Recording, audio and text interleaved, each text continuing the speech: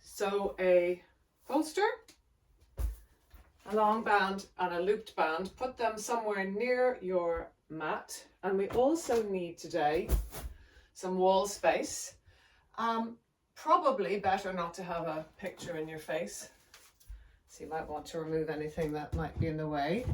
And of course, if you're using a door instead of a wall, make sure it's not a door that you might inadvertently push open and fall through. That would not be one of the biggest aims of our, our classes.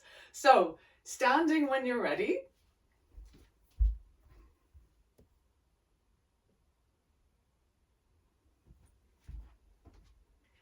With your feet about hips distance apart. And we're just going to interlace the fingers and turn the palms down. And we're going to inhale the arms up overhead and take a little tilt to the side. When you're tilting to the side, we want to try and avoid rounding and tilting. So make sure you're up nice and tall and think about increasing the spaces between the vertebrae on the long side, but not squashing the vertebrae on the other side. So it's sort of like a sense of up and over. And then go ahead and do the same on the other side. Relaxing your jaw, softening your shoulders. Enjoy that up and over sensation, but also the picturing of the spaces matters. So when we imagine things in the body, our muscles tend to respond. So it might be that picturing the spaces gives you a little more lift and length. And then come back to vertical and take your arms down and interlace your fingers behind your back. And lift your arms from your back if you can, or just think about lifting them and opening the chest forward slightly without hanging forward in the ribs and pelvis. So maintaining a little bit of tone in the lower abdomen and the pelvic floor.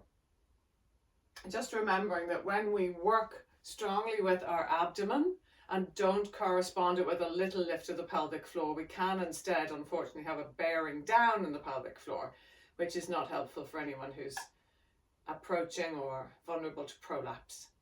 So we're going to go from here, our inhale position, and we're going to exhale the fingertips in front of us. Maybe you could go thumb and index finger, or all the index finger, or all the fingertips, whatever you fancy. And then we're going to sort of bend the knees and we're going to be like a big eagle. So inhale the arms back, feel the muscles down here, the trapezius muscles all the way down like your wings. And exhale, bring the arms forwards again. And we'll do that a few times. Inhale, open your wings, the elbows can bend. And exhale, bring them together. You can bow the head a little bit. Inhale, open your wings, maybe looking up slightly. Exhale together. And really enjoy lengthening the breath and also how this is really expanding through your ribs. And exhale together. We're warming up the shoulders because we're going to use them quite a bit today. Inhale, open, and exhale together. As you come up to vertical, we're going to take the right arm and circle it backwards. So it's going to be continuously going in front of you, up and behind. In front of you, up and behind. Pause that for a moment, and the other arm is going to go back behind you, up and in front. So an opposite circle. So left arm is circling forwards. Try and keep that forward circling. I'm going to wreck your brain now. Give you a neurological challenge. So while your left arm is going forwards, your right arm is now going to circle backwards. It's very likely that you'll start swimming, doing a back crawl with both hands just going at a different pace, or a front crawl with both arms going at a different pace, but try and make sure they're going opposite. So right arm is going, I've already forgotten, forwards, and left arm is going backwards. Or it might be the other way around, I'm so sorry. Yeah, I think it was the other way around. Right arm forwards and up and back, left arm back and up and forwards. If it is easier to add a little bounce once you get the geography of it, it can be a little looser and more thoughtless in a way, which is nice to go with a little bounce. And then if you're finding you've got it, try and reverse. So your brain is going to be addled, and that's the whole point. And learning to do it is where the benefit is. And let that go. And interlace your fingers, turn your palms down again. And inhale the arms up, a little arch back. And exhale, bring your hands behind your head. Let go of that arch now so you're not lifting the chin at all. Now in this position again, you might be inclined to jut your ribs forward, but just let the front ribs soften down towards your pelvis. So you're really neutral here. We're just going to strengthen the neck while also, as I'm sure you can feel, getting quite a stretch for the shoulders. So we're going to exhale and push our head straight back into our hands. And inhale, relax. And exhale, push your head straight back into your hands. It won't look like much from the outside. And inhale, relax. Except you might be feeling like you're giving yourself a double chin. Exhale, press back. Feel that strengthening in the neck and arms. And inhale, relax. And one more time, a straight back press as if you're trying to touch the wall behind you with the back of your head without lifting your chin. And inhale, relax. Take your arms down and we'll just do a little bounce, kind of shaking off some of that tension. Especially think about shaking out through the fingers, which might help ease any tension that you might have created inadvertently in your shoulders. And then give a bit of a wriggle jiggle. I'd love you to think here, because we're going to be working with the strength of our legs, I'd love you to think here about really wobbling your thighs and buttocks, letting them really jelly out. New yoga phrase, jelly out. And then come back to center and just take a pause to notice, I hope, the quite yummy sensations in your body. And then lastly, in our warm-up, would you take off your socks?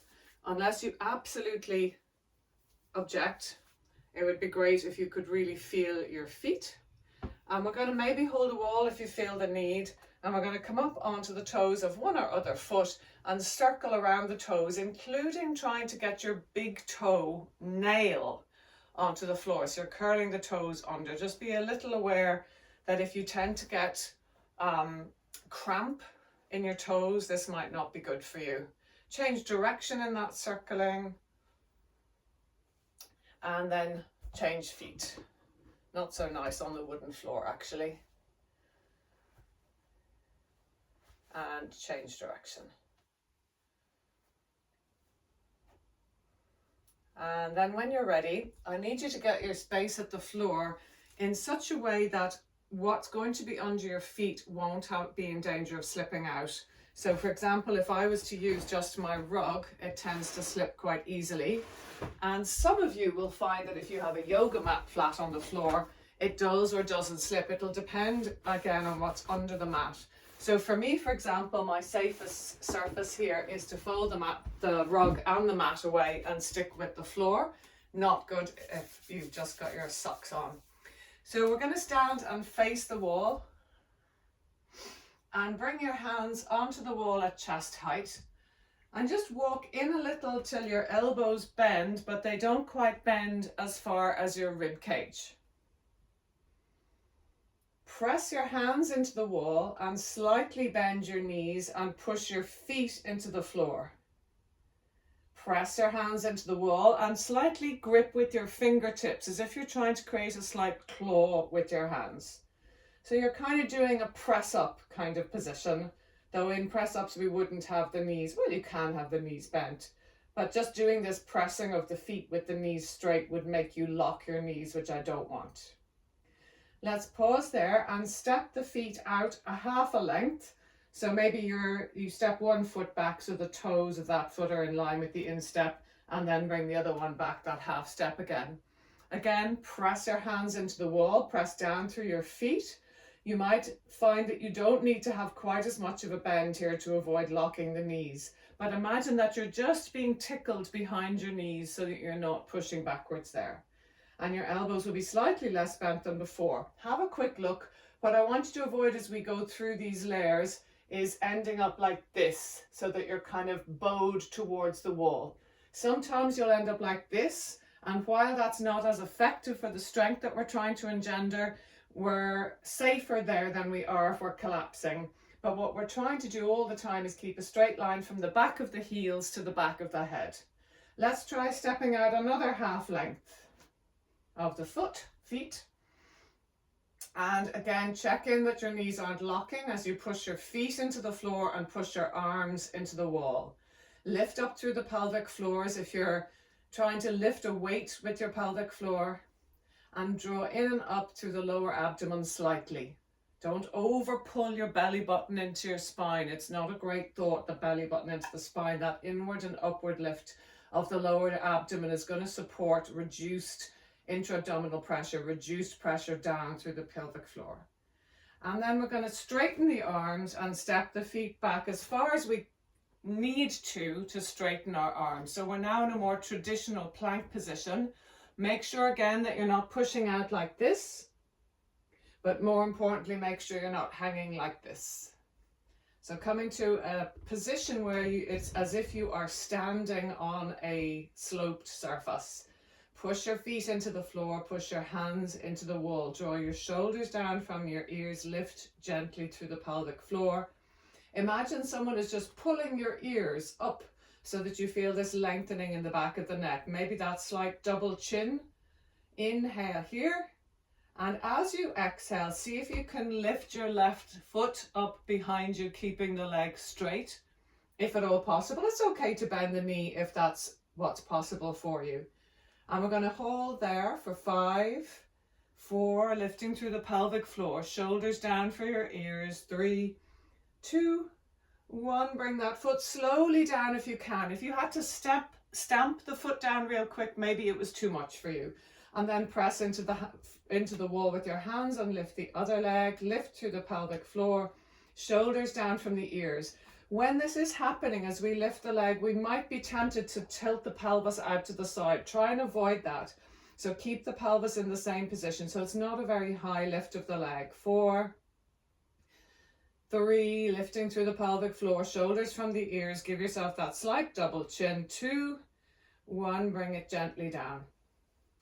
Last one, we will come back to this, but last for now is our forearms, I'm sure, are getting tired. Take your left hand to your hip, if at all possible, and to pivot onto your right foot only, taking your left foot back behind you. You might need to pivot your right toes on an angle away from the wall. And you're going to turn your chest to face the side of your room, so you are in side plank. And we'll stay here for 5, breathing, 4, micro bend that standing knee, 3, 2, 1, come slowly back. And just see what pivot you need in your left foot. For me, I just need to turn the heel out a little and the toes in of the left foot. Taking the right toe to tap the floor behind me, take my right hand to my hip, and I can keep those toes, the right toes, on the floor if I need. Turning the chest to the right, micro bend the elbow also, that left elbow, and float the leg. It doesn't need to float high at all. You're not trying to lift it high and change the position of your pelvis. It's just that it's not touching the floor. Press both limbs into the wall and floor. Lift through the pelvic floor for 5, 4, 3, 2, 1. Come back. We'll be coming back to this position in a little bit, but we're going to ease up our arms for a sec and lean against the wall. This is even more important in terms of slippiness. This is a more slippy potential, this little bit of work. So we walk the feet out and just test as you go, am I slippy here? And if you are, think of how you can be less slippy. So what surface might you change? Start to lower down the wall. This challenge exists from here with the thighs on quite a long diagonal and finishes in intensity and safety here. But anywhere between those two thigh angles of parallel to the floor to just a little bit of a diagonal is going to be effective depending on what you need to feel the challenge. Press your feet into the floor. Press your back into the wall. Quite quickly, you're likely to feel a downward bearing through your pelvic floor. Really work against that by imagining you are lifting in and up. For females at the cervix, for males somewhere between the front of the pelvic floor and the anus is the perineum, and you're lifting in and up there. very muscular, but not 10%, not 100% of what you can do, 30%, 40% of what you can do, so you're not terribly tense. With all that talk, you're probably exhausted. Let's wander up again. Take a little breather. Inhale here. And exhale, slide down the wall again as far as you feel challenged. And I'm going to count 30 seconds. I'm looking at it on the clock so you don't have to hear the countdown. And we're going to press the feet into the floor, press the back into the wall, lift through the pelvic floor and breathe. If you want to make it slightly harder, you could take your arms out, but keep your shoulder blades on the wall. And we have another just 5 seconds now. 4, 3, 2, 1. Come slowly up. That's our second last time with 2 feet on the floor. She said, terrified that you'd run for the hills knowing that there's going to be something with 1 foot on the floor. But it's possible not, of course, to do the 1 foot and leave it after we've done this last challenge. So we take our little rest. And if you feel like you want a little more challenge with 2 feet, take up your bolster. And just hold it quite easily in your arms. You don't have to want another challenge. You might be sufficiently challenged as you are. And then sliding down the wall, perhaps walking your feet away. So you're aiming to have your shins vertical. Press into the floor, press into the wall. Hold the bolster close. We'll do 30 seconds again. Or if you feel like it, to make it heavier, you can hold the bolster away. What I want you to be careful of is that if you overdo this, you might be more likely to bear down and push down through the pelvic floor, which is not ideal at all. If you want for the last 14 seconds to slide a little lower, you can go ahead and do that. And we go 10, 9, keep breathing, 8, 7, push through the floor and wall, 5, 4, 3, 2, 1, sliding up. Put your bolster to the side. We're going to come back to our wall plank, a last little bit of that, and we're going to return to the last challenge on that wall chair. So we're going to go with side planks only, and we're going to be training different parts of our thighs alongside our core here. So one hand on the wall. Take the inner foot off the floor in front of you and flex the ankle. So you're drawing the toes up towards your nose.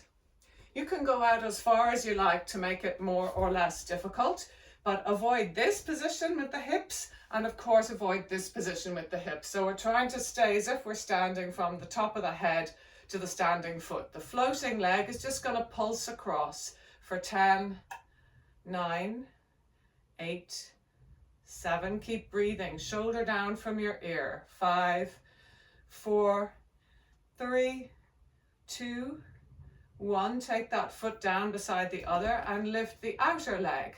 Again, try and avoid this and stay tall from foot to head, and we'll pulse up for 10, 9, don't let your bum twist back or forward, 7, 6, little pulses are fine, 5, 4, 3, 2, 1, and hold maybe with the top arm floating also for 10, press through the arm and foot, 9, 8, lift through the pelvic floor, 6, 5, 4, 3, 2, 1, and swapping sides. Left hand on the, well, did I say right and left? I can't remember. Other hand on the wall anyway. And standing tall, no collapsing or overly poking hips. Lift the front foot, the inner foot forward and take it to kick across for 10, 9, press into the wall, 8, press into the floor, 7, 6, 5, notice where you feel the work, 3, 2, 1, put that foot down beside the other foot and take the outer foot up, again avoiding sticky out or droppy down hips, and 10, 9, the toes are pointing forward, 8, 7, 6, 5, just little lifts, 4, 3, 2, 1, bring that foot down beside and take your top arm out if you like, or you could even float the bottom leg out as well, the outer leg, and hold for 10, lifting through the pelvic floor. 9, shoulders down from your ears. 8, 7, breathing. 6, 5, 4, 3, 2, 1. Bring your feet down. Okay. Think of this last challenge at the wall as just ridiculous messing around rather than feeling like it's terribly important for you to manage. See what happens. It's quite funny to try and get the feet in the right place for you to feel in your brain that you're safe to lift a foot. So as we slide down the wall into our chair, maybe initially go for a slightly higher chair than you managed and bring your hands flat on the wall to help support you. If you were to now think about lifting your right heel, what would you need to do in terms of your left foot placement to make that feel possible? And go ahead and do that. For me, I just need that foot slightly more to the center line, but you don't want it completely in the center because the challenge is that we are off center. Press the hands into the wall and see, can you lift the right heel? Press your back into the wall and see, can you lift the right foot completely? You might want to slide down or stay where you are. I really don't want you to go, if this is your first time ever doing this, to your absolute maximum, because the last thing you want to do is let that left leg collapse and drop you to the floor. Another 10 seconds if you can. And if you want to work your hip flexor on the right, you can lift the knee higher. And another 5, 4, 3, 2, 1. Bring the foot down. And see if you can lift the left heel. You'll probably have a feeling of where you want that right foot to be already. And it's fun, you know, to notice that initially it may have seemed impossible, but then eventually your brain kind of goes, oh, actually, it may not be as impossible as I thought. It might just be the heel lifting. And then if you can, lift the foot completely. If you want to work the hip flexor more, lift it higher. If you feel like you're actually stronger than you thought, you could lower down for 10.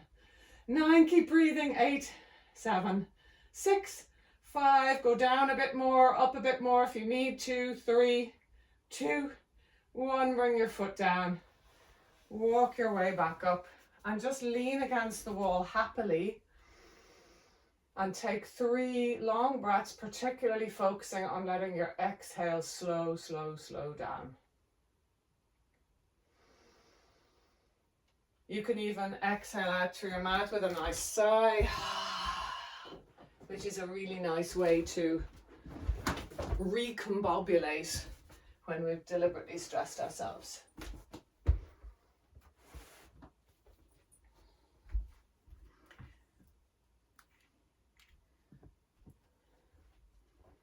When you're ready, could you, I know I only said you needed your bolster and your bands, but could you get either a folded blanket or a cushion, which is going to go under your right knee as you kneel on that right knee and bring your left foot slightly forward. So you are in what they call in Pilates in 90-90 in terms of the angles of the leg. So 90-degree angle here and a 90-degree angle back there. So it's not a long lunge like this. We're going to bring our arms out like airplane wings. And we're going to take our little aeroplane on a turn, but we're not going to turn it by letting the hips go out and sort of flopping down to the side. We're going to keep our legs and pelvis really still. So think about pulling your left foot back and your right knee forwards. Nothing's going to change from the external. You're not going to see any movement. And then keep the hips from sticking out or back. You could even draw your left buttock in and down and tilt your plane to the left without moving your legs or pelvis. So you should feel quite a strong contraction of the muscles all along that left side. Pull the left foot back, left foot back, right knee forward, and then use the muscles of the opposite waist to bring you slowly back. Feel this side shortening, shortening, shortening. Inhale here, pull the knee forward, the foot back, and exhale to the other side. Feeling the muscles of the waist doing the work. Don't let your pelvis go with you. And then use the muscles of the long side body to draw you back up. Legs should be really tired. And then bring your hands to an open kind of tent where the fingers are spread, and pop your thumbs at your chest.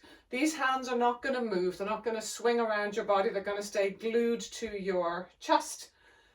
Last one in this leg position, pull the knee forward on the foot back, inhale, and exhale, really slowly turn your chest towards the front leg, towards the left, using the muscles of your waist, not levering with your hands, staying tall in your spine, and then use the muscles of your waist to lever yourself back, the legs working very hard, differently each leg, which is a relief because we're going to change sides now and at least they won't have to be doing the same kind of work. So stepping the right foot forward.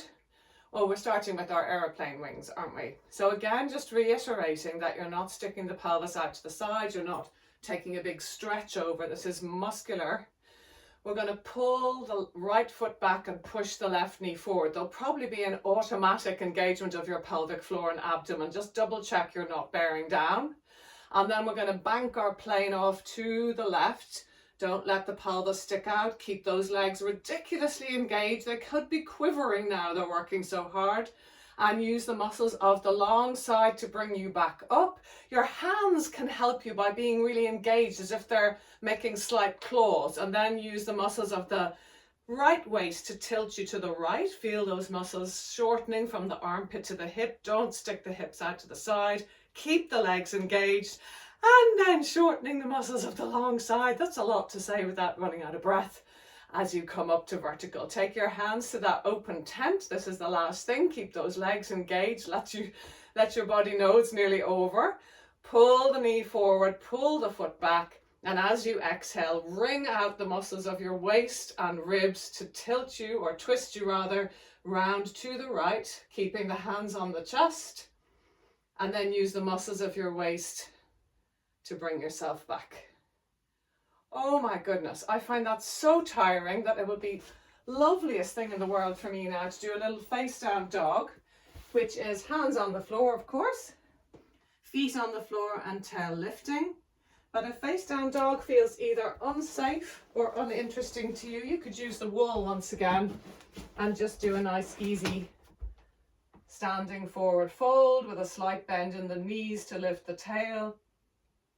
If you think of yourself as someone with what I like to call strong hamstrings, some of you might be thinking of yourself more as having tight hamstrings, the bend of the knees is more important so you maintain neutral spine to lift through the tail.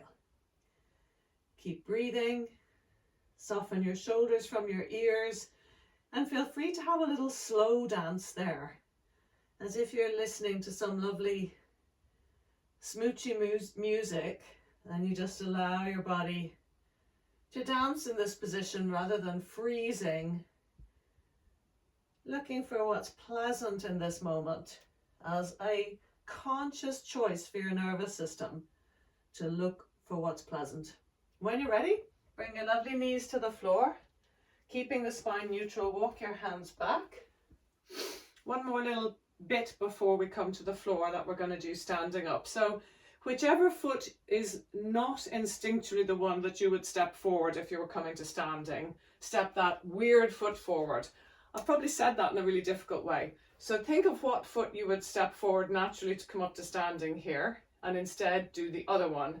And you'll find that if you try to do that without your hands, it might be harder than you're used to. And that is a great piece of homework to take with you, is to always work to step up with your non-habitual leg. Checking me notes. Oh yeah, this is fun. Okay.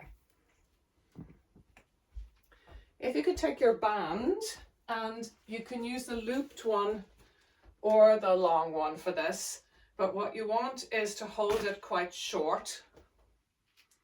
So it's kind of like maybe, what is that? I don't know, 4 inches between your hands.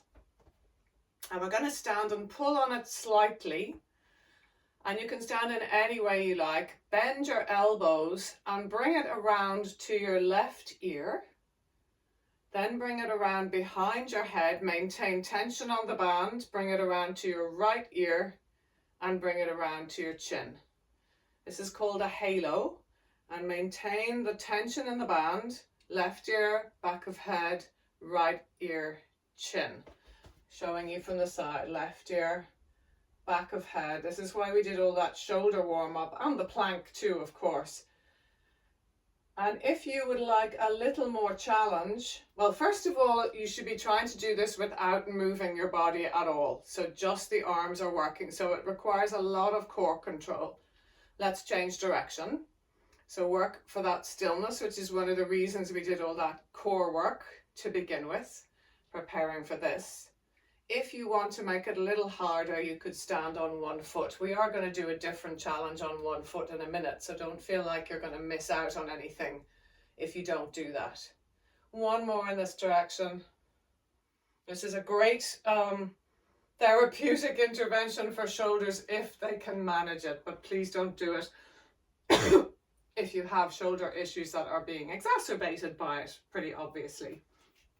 Let's throw the band down and take hold of your bolster this time. And if you don't have a bolster, you can't really use the band because it's going to be quite a fast movement with the bolster, but you could use bottles of water, or one bottle of water. You'll see now why 2 bottles of water wouldn't work.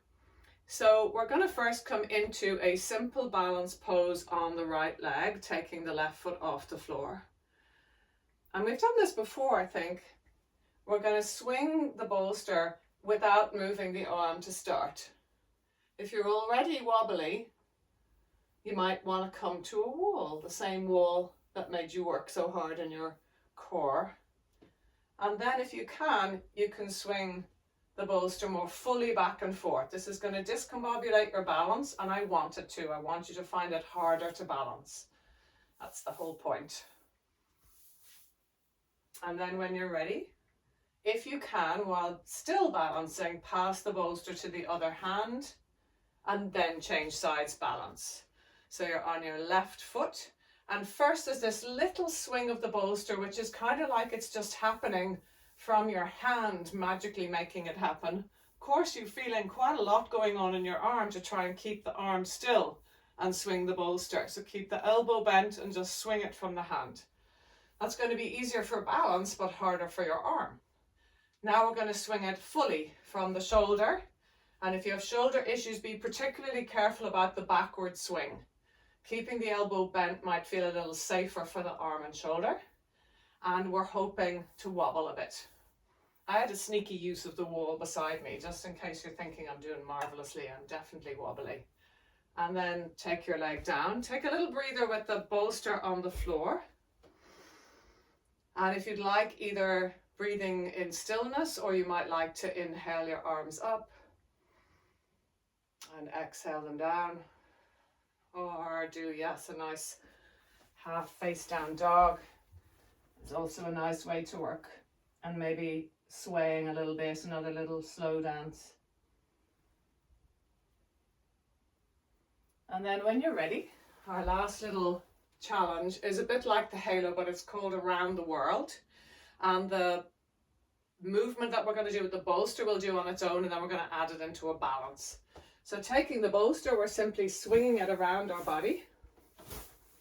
And you're kind of throwing it to each hand, so that you have this little jerk that happens that is going to be the destabilizer that we're looking for when we come to balance. Let's do it the opposite way.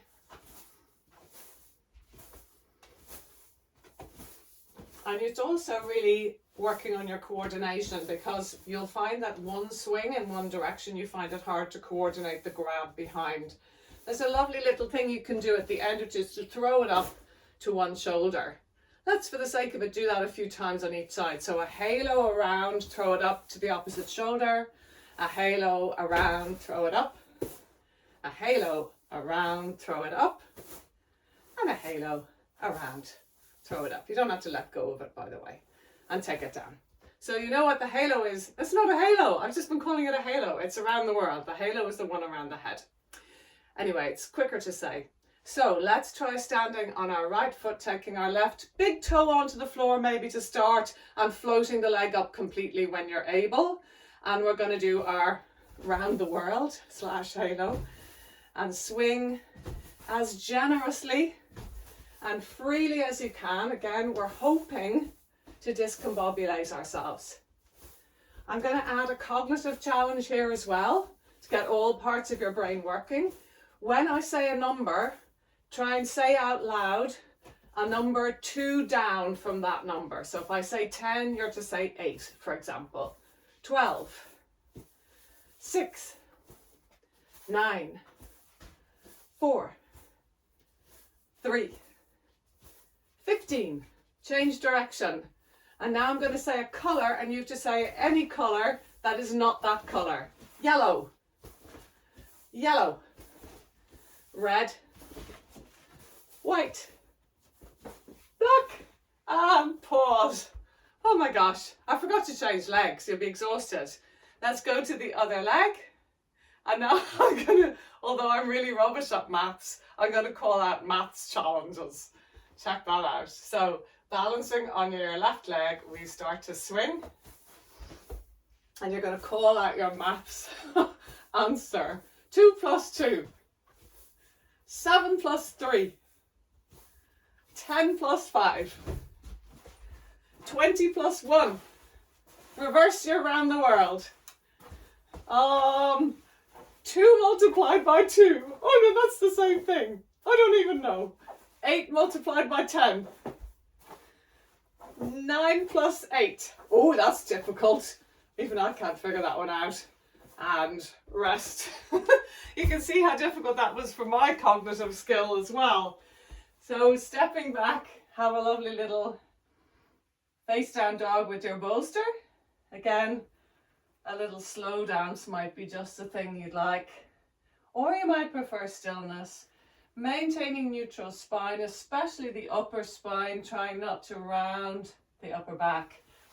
And let your breath lengthen through the nose on the inhale and through the nose or mouth on the exhale, just de-stressing after that multiple stress.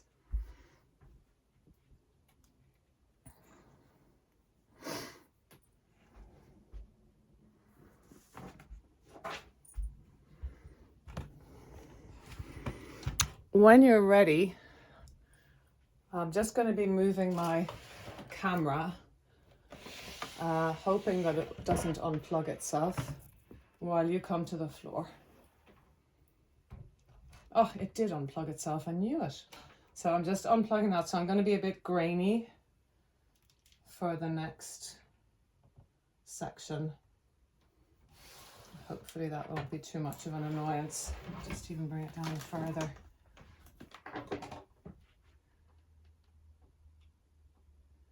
Okay. Just move my light as well. I've got all the kit.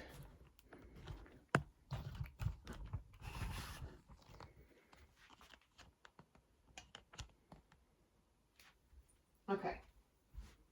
So once you've had your little rest, we take a foot back, another foot back, and cast your bolster off away from you and take your looped band. So if you're going to make a loop, you want it about the same size as this band, which is, I'd say, about a foot in terms of when you have it flat, 1.5 feet maybe. The point is that when you take it around your arms, just above your elbows, you should feel able to have your arms by your sides with it taut but not punishingly so, and that you're not squashed here, but also that there is some tension in the band. I know this is slightly mean after doing all those planks up the wall, but I just want to bring you towards in a way, what we've prepared for there. So we're going to take our hands onto the floor and walk our knees back so that we can come into a kneeling plank, which is straight line from your knees to the back of your head. Again, just like at the wall, we're avoiding this and we're avoiding this. And we're going to hold our plank there and do tiny little movements of our elbows that will bring us into more contact with the band. So first draw your elbows backwards and start to lower down without hanging the pelvis. So we're lowering down just because our elbows are changing their shape, not because we are changing our spine shape. Then try moving the elbows outwards and come down a little and come back up. Whichever arm position feels like it's most functional to you and is least likely to discombobulate any shoulder struggles, go ahead and see if you can do 3 sort of press-up-y type things while you feel the lovely support of the band. So the band isn't actually making it harder.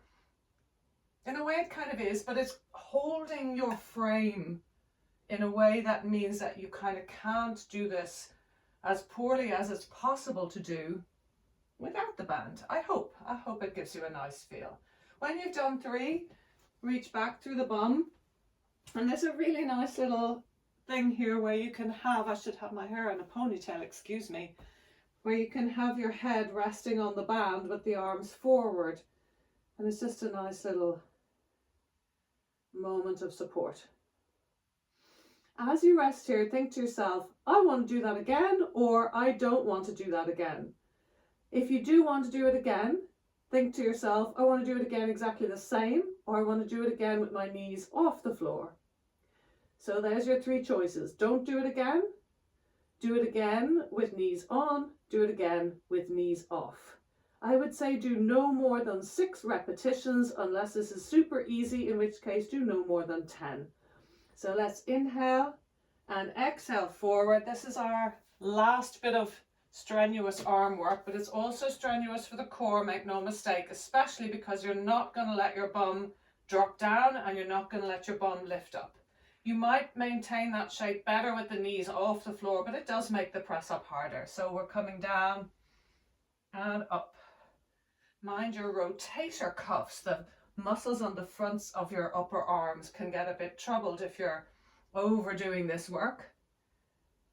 And only go down a tiny bit to just tap the band if you find you can't go down into the band. I'm stopping there. You carry on as long as feels of use to you. And when you're done, take your band off and rather deliciously lie out on your front. You could rest your cheek on your hands. You could rest your arms by your sides, which can be a really delicious rest after the work we've just done, that particular arm work. And breathe. Relax your jaw. If you don't like your head turned, of course, you can have your forehead on your hands or your forehead on a pillow.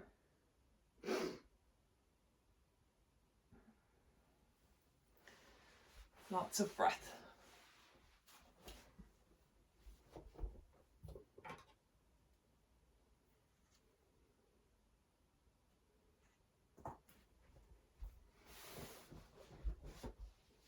Our last little bits of effort today start with a nice easier stretch, coming up onto your elbows into Sphinx pose. Soften your shoulders down away from your ears. Relax your face and jaw. And just notice what's the state of play for you with extension of your spine today. And then just rest your cheek in one hand and bend the knee opposite and reach back with that opposite hand to hold the ankle or the foot, but preferably the ankle, and flex your ankle. If you can, turn your face forward so you'll be more supporting your chin, and pull your heel back away from your bum. So when we come into a position like this with the extension of the hips, the knee does want to pull out to the side a little to protect itself because there is an external rotation of your hips. So don't force yourself to keep your knees in line. Let that knee roll out to the left if it wants to. And then we'll take that down and simply change sides. So holding your other cheek in your hand, looking back, getting your foot, flex the ankle, and then turn back to face front if you can, lifting your heel away from your bum. The flexion of the foot, the purpose of that is to make sure that the muscles and ligaments around your knee are engaged rather than passive and overstretched. If the knee wants to turn out to the right or the side slightly, go ahead and let it do that. Nice stretch for the shoulders after those planks and press ups. And then bring your hand down, your foot down, and rest your forehead back on your hands again, preferably so that your head can be symmetrical. Or you can rest it on the edge of a cushion so that you have space to breathe. That's quite nice, I have to say. When you're ready, bend your knees and widen your knees so that your heels can touch, like Dorothy in her red slippers, and your toes stick out. Actually, it's like Charlie Chaplin, isn't it? That universal image we have of Charlie Chaplin's feet. So the toes pointing out and the soles of the feet are parallel to the ceiling and do not change. So have a brief little look. We're not moving the heels in. We're not tilting the feet away. We're going to be lifting the thighs without the heels coming in, like we're stamping on the ceiling. So inhale here. Exhale, press the heels together, press the pelvis down and lift your thighs if you can without bringing your heels closer to your bum. And inhale slowly down. Exhale, press the pelvis down and lift. And inhale slowly down. You can press the heels or you can just surrender to not pressing the heels. That's okay if you're just a bit too tired. Exhale, press and lift. And inhale down, really feeling the hamstrings and glutes working. I know that if you tend to get hamstring cramping, this can be a bit of a tricky one for that. So you might find that you need to avoid this if that's the case for you. Exhale to lift and inhale down. Let's do 3 more if you can. Stop sooner if you need. Make sure you're working without intense points of pain, like little small points of pain, but the ache of effort is fine. And 1 more time. When you're ready, bring your legs down and give your bum a lovely shake, wobble, jelly on a plate side to side. And if you find that you can't let go with that image and with that shaking of the bum, it can be nice to bend the knees and flop them side to side. That will give you something a little less shaky wobbly, which I do want you to find if you can, but it will certainly give you a similar ease from what you've just done. When you're ready, pop your feet back down again and bring your forehead onto your hands this time, if at all possible. Inhale here and exhale, float your face and chest from the floor. You're still looking down, so we're avoiding lifting the chin to look forward here because we're trying to engage the muscles of the back from the shoulders down rather than the neck itself. And inhale slowly down. Exhale, press through the pelvis, lift up and stay up if you can, and lift your left hand up to your temple like you're saluting. The elbow is high also, and bring it back down, and do the same with the other hand. The hand up to the temple, elbow as high as the hand if you can, and bring it back down. Bring your head back down. Inhale again. This time as you exhale and lift, bring that left hand with you in that salute. Try not to press down into the right hand. And inhale down. Exhale, right hand comes with you in that salute. Try not to press into the left. It's not going to be a really fancy lift. You're not going to go very high if you're not using the arms, but that's not the point. We don't want to go high. We want to use the muscles of the back. Exhale, maybe you can lift 2 hands in a double salute. Belly button slightly to the spine, but more interested in pressing the pelvis down and thinking of the pelvic floor, lifting, inhale down. We'll try and marry the two, our heels together, our toes out wide, and we're going to salute and lift the thighs on an exhale and inhale down.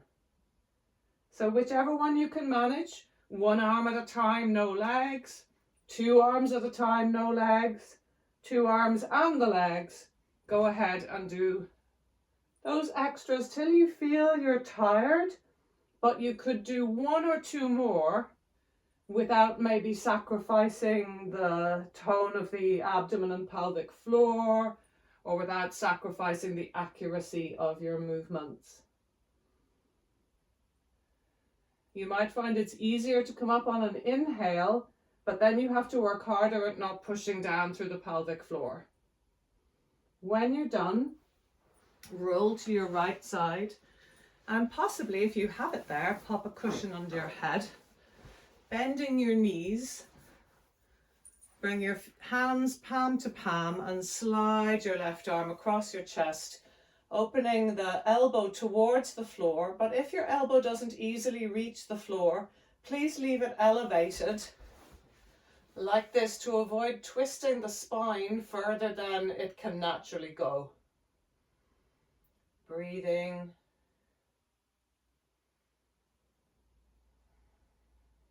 And then when you're ready, roll onto your back. Go to the other side. Do the same. Slide the hand up the inner arm, across to the chest, to the shoulder, only going back as far as the shoulder will allow, not pulling the elbow back.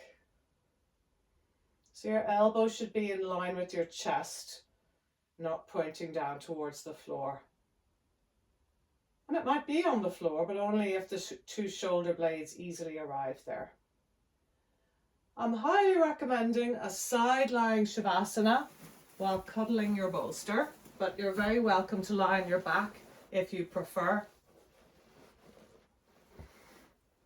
Maybe wrapping your arms around the bolster, maybe wrapping your leg around the bolster, whatever feels nice, and maybe throwing a blanket over your back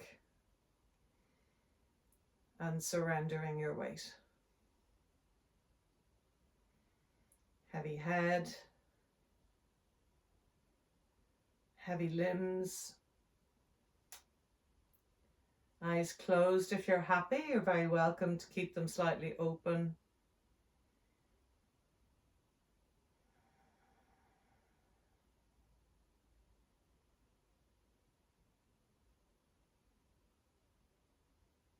Softening your forehead, your jaw. And really allow some deep belly breaths here because we worked the core hard. So let the belly really swell and soften on your inhale.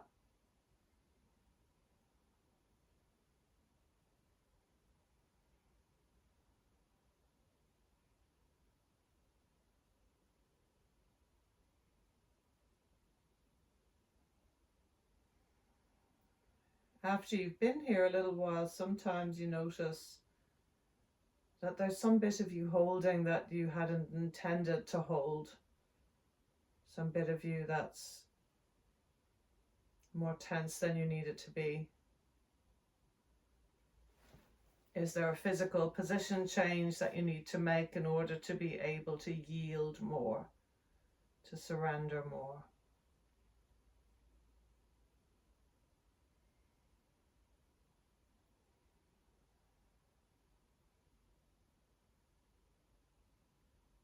If you're finding yourself very tired, just let yourself completely drift, even to the edge of sleep, and not worry about being all conscious and yogic and meditative and connected.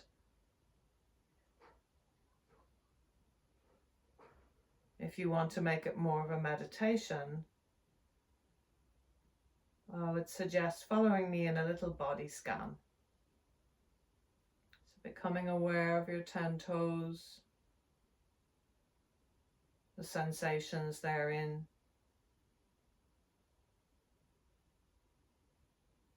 Becoming aware of the bones of your feet and ankles and the sensations in your feet and ankles.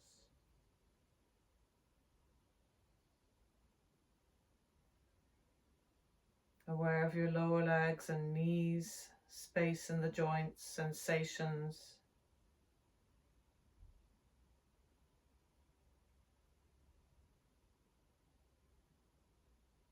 Aware of your thighs, and aware of your hip joints, your pelvic floor, your buttocks, your whole pelvis. Imagining space in the hip joints and noticing sensation.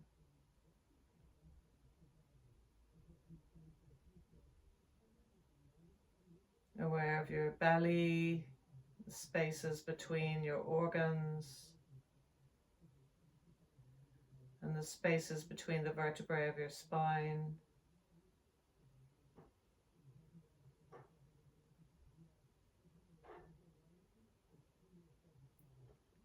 The sensations in your back.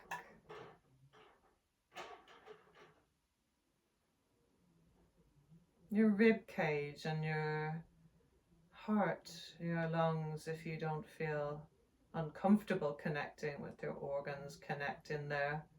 Or just the rib cage and the movement of your ribs and chest.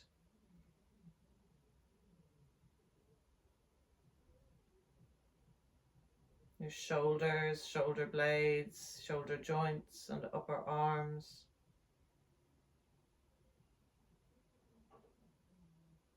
Your elbows, forearms and wrists.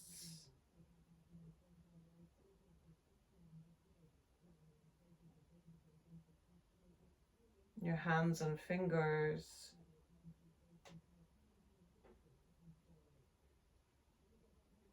Your face, your cheeks, your jaw.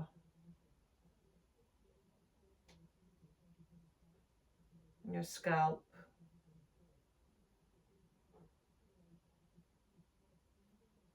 And the neurons of your brain. Just imagine your brain physically and the space between your thoughts.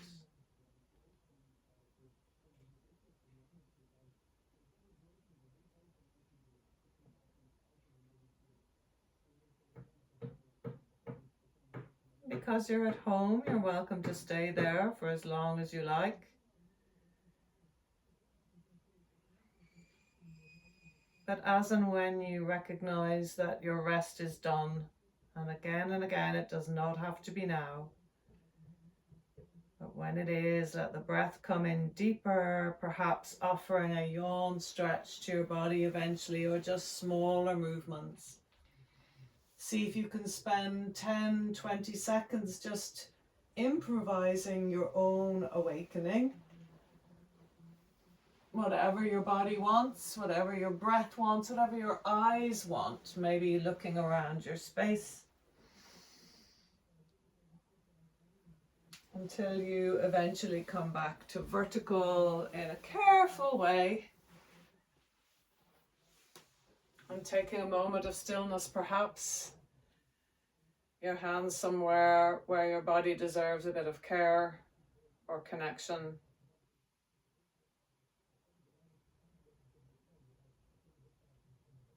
I'm wishing you a pleasant, strong and balanced day.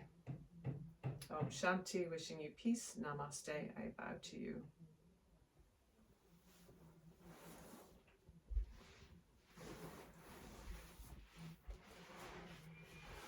Thank you so much for joining. See you next week.